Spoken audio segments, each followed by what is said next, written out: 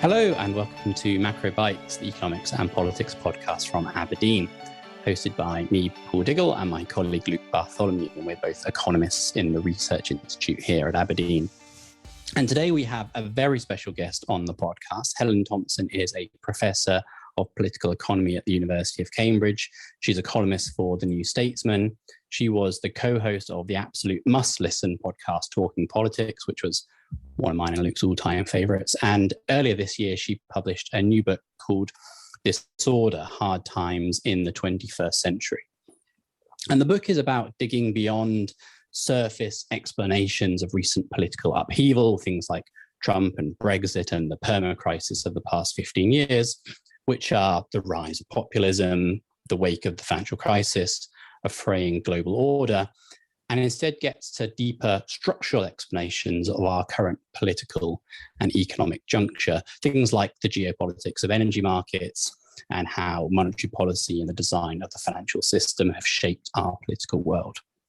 And these themes have, of course, come into sharp relief with the Russian invasion of Ukraine and concurrently sharp global interest rate hikes.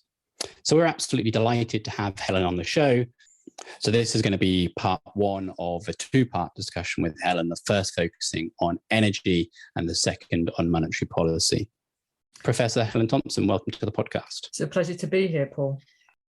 So I want to start by asking you to outline your reframing of 21st century geopolitics around energy markets, and in particular, how Europe's external energy dependency has created quite a unique set of political challenges for the continent. Yeah, I think in order to understand that, we need to go back to the beginning of the 20th century, the ways in which Europe was left, or the most significant European powers were left when oil started to become a significant energy source for military reasons rather than for economic reasons.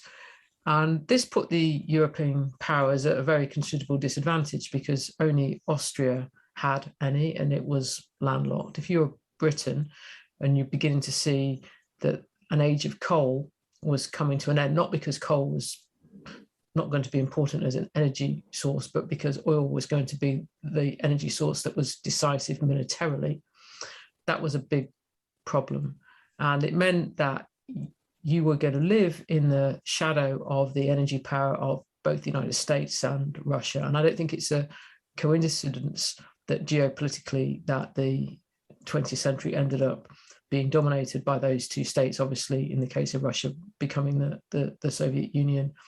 And that meant that European countries from that point on had a foreign energy dependency problem. In the first part of the 20th century, they dealt with it in some fairly awful ways, including Britain's empire in the Middle East. And in terms of Germany's position, the attempt at conquest, essentially conquest of Russia in order to improve that. And then in the second half of the 20th century, after the Second World War, the problem had to be faced again.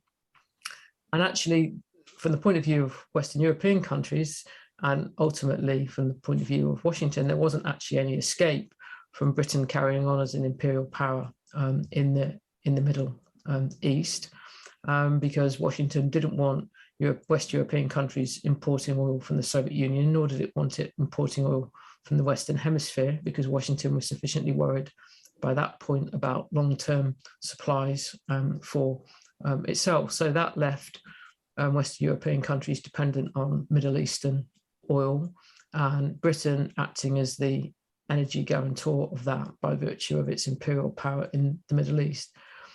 And the basic rules of that rather short-lived order came crashing down in the Suez Crisis in 1956, because when the crisis came, President Eisenhower wasn't actually willing to allow Britain to act as an imperial power, even though the whole setup of dealing post-war with Western Europe's energy needs was premised upon that.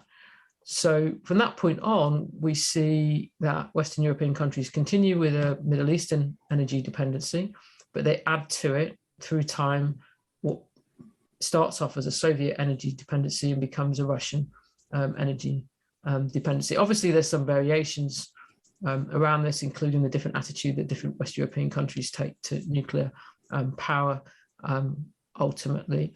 But if you think about it as there being like three principal oil and gas centers in the world, the Middle East, Russia, Soviet Union, North America, then the two that European countries made themselves most dependent upon were the Middle East and Russia. And what we've seen, obviously, in this crisis, so in the Ukraine crisis, is the huge amounts of moral and political pressure that's been put on the dependency upon Russia.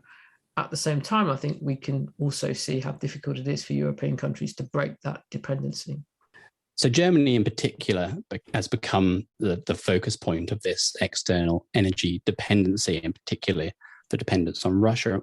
Why was it that Germany went down this Russian route as opposed to, say, a domestic energy generation through nuclear or an external dependence on the US instead?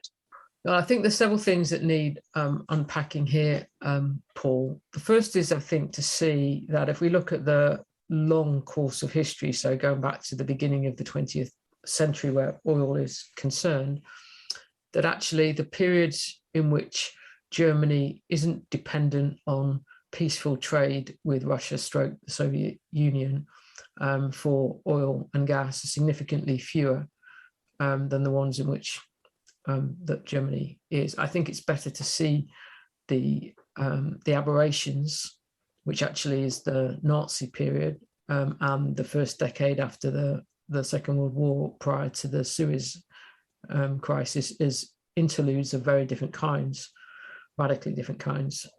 Obviously, if you think about it as Germany being resource poor, it wasn't resource poor where coal's concerned, but it's resource poor where oil and gas are concerned, and it's sitting with a large eastern neighbour that's resource rich. There's a certain logic to thinking that Germany should sell goods into Russian markets and Russia should export resources to Germany.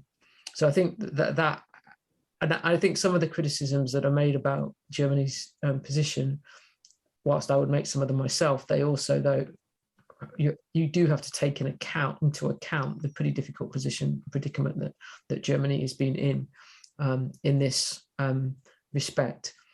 I think where the nuclear question is concerned, initially Germany was very keen on nuclear power. West Germany, I should say, was very keen on nuclear power at that time when people had ideas that nuclear power wouldn't just be a source of electricity, but that actually could be used in other ways to reduce the amount of oil used in the transportation sector, which wasn't necessarily just about electrifying the transportation sector, because as things stand, obviously, nuclear and oil are not directly interchangeable with each other. Predominantly, nuclear power is being used to generate electricity.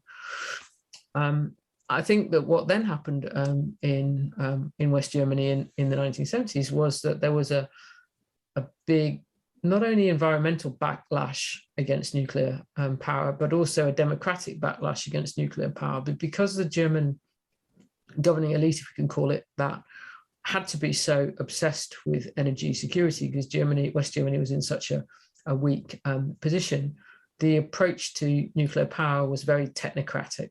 It was like, let's deal with the technical issue, keep it away. It's a technical issue, keep it away from democratic politics. And that proved unsustainable in West Germany. So it is out of the protests, really large-scale protests against nuclear power, that West Germany ends up with a Green Party, a much more significant Green Party than any other large European country. And then at some crucial junctures, not least between 1998 and 2005, that Green Party has ended up in government and pushed an anti-nuclear power agenda. And I would say right now acts as a constraint on Germany doing a U-turn on nuclear power. I think if you look at it in terms of the energy relationship with Russia, what is true is that the German business and the German government, in some sense, doubled down on it in the 1990s, not least because it gave the end of the Cold War and the end of the Soviet energy ministry controlling those resources in the former Soviet Union, allowed the possibility of Western companies to invest in Russia. And it was Russian, and where Germany's companies were concerned, Germany doesn't have a major oil company, it was gas companies, and they established production partnerships in Russia for the first time. And that was advantageous. And I would say at that point, so until the 2010s, really, perhaps a little bit earlier, perhaps the point of the Ukrainian Orange Revolution, they weren't really doing anything that other European countries weren't doing, including, you might say, that the US showed interest in the 2000s in engaging in an energy partnership with Russia in certain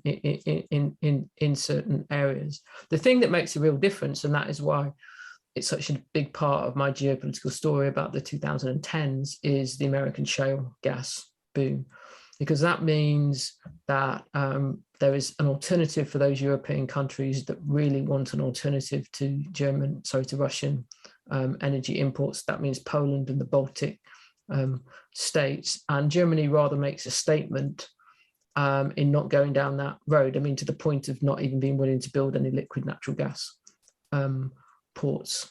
And I think that then becomes a fault line running right the way through European Union and NATO through the 2010s, at the point when actually Germany has options, and that option critically involves the United States. It doesn't move from the position that it had taken up going back to the aftermath of the Suez crisis. And I think part of the reason the German government might give for not taking up that position is perhaps this idea that mutual dependence can actually be stabilizing, right? That it's not just that Germany is dependent on Russian gas, is that Russia is dependent on selling its energy to Germany and Europe in general. So I guess the question is, one, why did that logic of mutual dependence as stabilizing not play out? Why did Putin read that as weakness? And are we now in a position to say he was wrong to read that as weakness given Europe's response? Or, are we too early in this story and let's see how Europe goes if Putin decides to turn off the gas this winter to draw that conclusion? The thing that changed quite early on after Putin came into power, and I think he understood the significance of this pretty well, because I think the evidence that he always thought systematically about energy and strategy is quite decisive.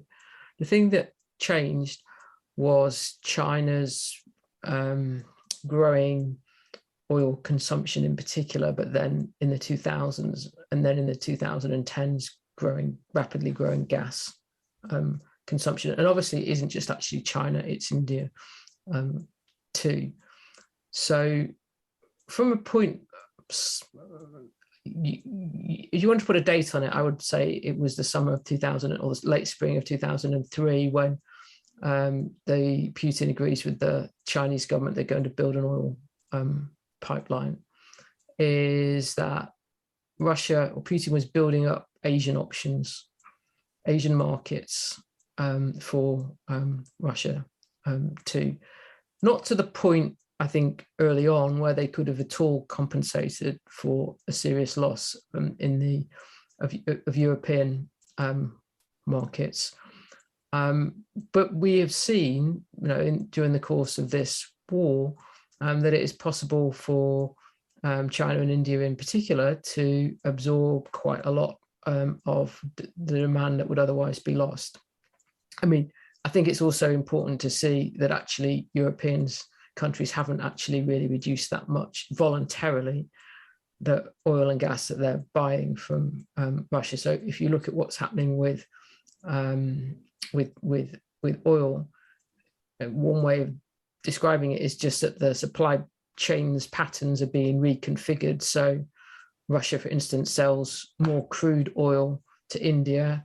European countries buy less crude oil from Russia, but Indian refineries and then they also buy less petroleum products from Russia, but Indian refineries turn that Russian oil into petroleum products, and it gets sold back into European markets.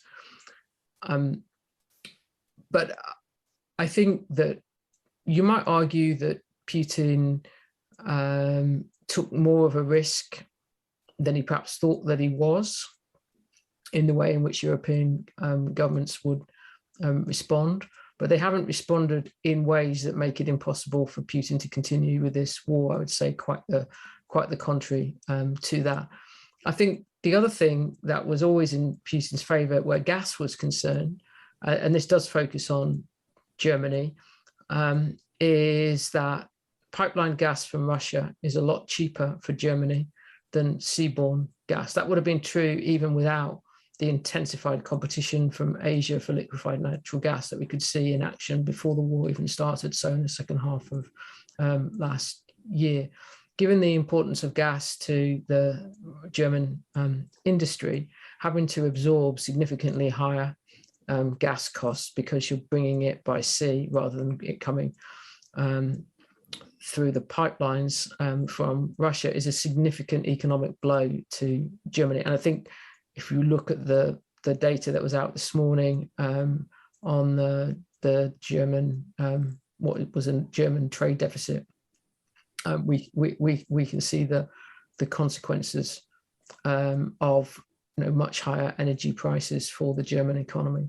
I want to ask you, Helen, about how renewables and the energy transition plays into this geopolitical dynamic, because one can imagine a world in which a fully transitioned European energy system was able to sever this interdependence with Russia, and that world, say, would have allowed for much stronger sanctions and not having the energy carve-outs. But equally, in the book, you raise the prospect of great power competition centered around the energy transition, and in particular, the supply of the metals necessary in battery technology. So is the energy transition, should we understand it as geopolitically stabilizing because it ends this external European dependence, or destabilizing because it is the next thing that great power competition centers around? I think there's two different things here, Paul. I think that, as you say, metal extraction and the supply chains around metal extraction are going to produce geopolitical, or already producing geopolitical fault lines. So the idea that I think is there in quite a bit of the rhetoric about the European Green Deal, that this is somehow, the energy transition somehow transcends geopolitics and allows us to leave all that stuff behind us. I just think that's wrong. I think what we don't know yet is whether the geopolitics of metal extraction is really going to be like the geopolitics of finding oil and gas. As we know, the China, where rare earth minerals are concerned, completely dominates at the moment. The Americans are dependent upon China for rare earth minerals, and the Chinese have shown that they are willing to use other countries' dependency for strategic purposes, as they did in banning the export of those minerals to Japan back in 2010. But whilst it would seem quite probable that China has some advantages just arbitrarily as a result of the kind of minerals that are under the surface of the earth in China, it's also true that China's present advantages come about because China's been engaged in metal mining and rare earth mineral mining for much longer and much more systematically as a strategic imperative. It actually goes back to the beginning of the Mao era in China, and other countries, including the United States and European countries, have been much less willing to go down that road. And it may be that when, particularly I would say, the United States gets very serious about metal extraction, China's advantages might not be all that they are right now. So it's possible that it's not such a fierce, I think, geopolitical contest as oil and gas turned out to be. Yeah, one of the misnomers about rare earths is the word rare. Yeah, they're not actually that rare. Having said that, I would say that what will be difficult is the fact that very difficult is geopolitically is the fact that the old geopolitics of fossil fuel energy won't go away, whilst the new geopolitics of the energy transition is developing. Because I think the energy transition will be slow, then we will be living in a multi-energy source world. And because we're living in a multi-energy source world, we'll be living in a multi-geopolitical fault line from energy world as well. So we're going to live with the old geopolitics and the new geopolitics, and they're going to interact with each other. So if you look at China's position, it's very clear that the Chinese leadership don't think, okay, we've got lots of advantages where renewable energy and concerned in electric vehicles and renewable manufacturing, therefore we don't have to worry about energy. Quite the contrary. I mean, the Chinese leadership, have a very, very acute sense of China's energy vulnerability, ongoing energy vulnerability, and they don't think it's one thing or the other. They don't think in binary terms about the energy problem. So one of the features of the 1970s energy price shock, it seems to me, was that there was this mobilization of a politics and a rhetoric around sacrifice. Carter, I think you talk about this in your book, particularly used to tap into the kind of politics of sacrifice around that, the need to consume less energy and the living standard consequences that would come with that. And that's just a necessary part of national security considerations, or just the hand that nature has dealt us in that sense. And it seems to me that rhetoric, that politics is lacking this time around. If anything, it's a politics of subsidizing demand rather than calling on sacrifice. So I'm wondering, if you sort of share that analysis of mine and the difference between these two episodes, and second, to the extent to which you do, whether that might have something to do with perhaps there is a finite pool of the politics of sacrifice that one can draw on, and that's sort of been exhausted through the pandemic, where that was a big part of the politics of the pandemic, this need to collectively sacrifice. And if that is the case, there is this sort of finite source that can be drawn on. I mean, what might that tell us about the politics of energy transition and climate change, where presumably, again, that kind of rhetoric, that kind of politics is going to need to be drawn upon? Yeah, I think that it's quite striking if you compare the 70s, the latter part of the 70s, and what Jimmy Carter politically tried to do with what happened last autumn, so before the war, where before Omicron hit, there was I think a growing public sense that energy was a problem. Prices, particularly gas prices in Europe and Asia, were extraordinarily high, and there was very little talk about dealing with the price side of the problem or the climate change side of the problem by talking about reduced energy consumption. I remember that I wrote a piece in which I said that the only possible way in which the 2030 interim targets on net zero could be met was by reduced energy consumption, and I got very little reaction to it. It wasn't the thing I think that you were supposed to say in some sense. I think the war, though, has changed things in this respect, because, and it is interesting when you then think about the reasons why Carter wasn't able to do this, is that you do have a language of sacrifice about energy consumption being deployed in a number of European countries, and in a sort of way, they're not the same way. In the United States, it's more about like tolerating high prices in the United States as a sacrifice that has to be made, rather than actually reducing consumption. And I don't think it's actually surprising, if we look historically, why this should be the case, in the sense that it's easier to frame sacrifices around war than it is to frame them around energy crises. The pandemic is an interesting one because it's not something people of our generation had an experience of before, and clearly, as you say, Luke, the language of sacrifice was deployed then. So I think that we're going to see more of it, in the sense of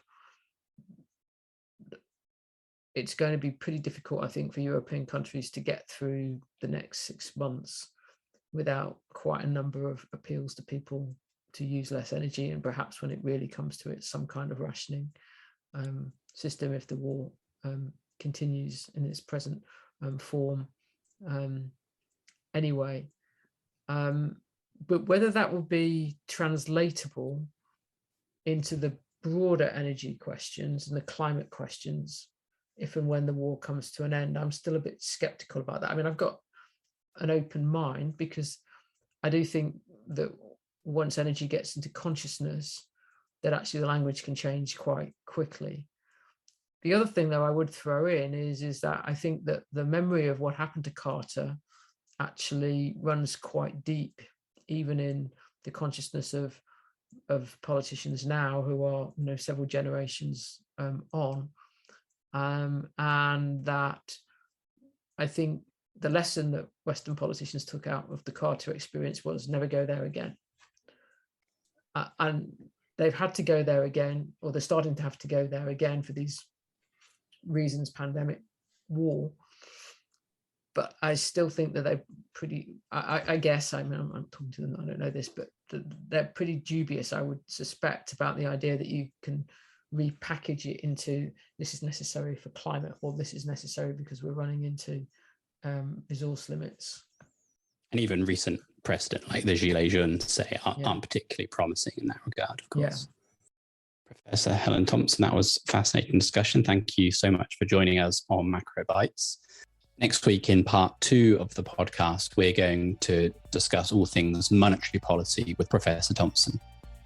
And if you are enjoying Macro Bites from Aberdeen, please give the podcast a like or subscribe on your podcast platform. But otherwise, goodbye and good luck out there.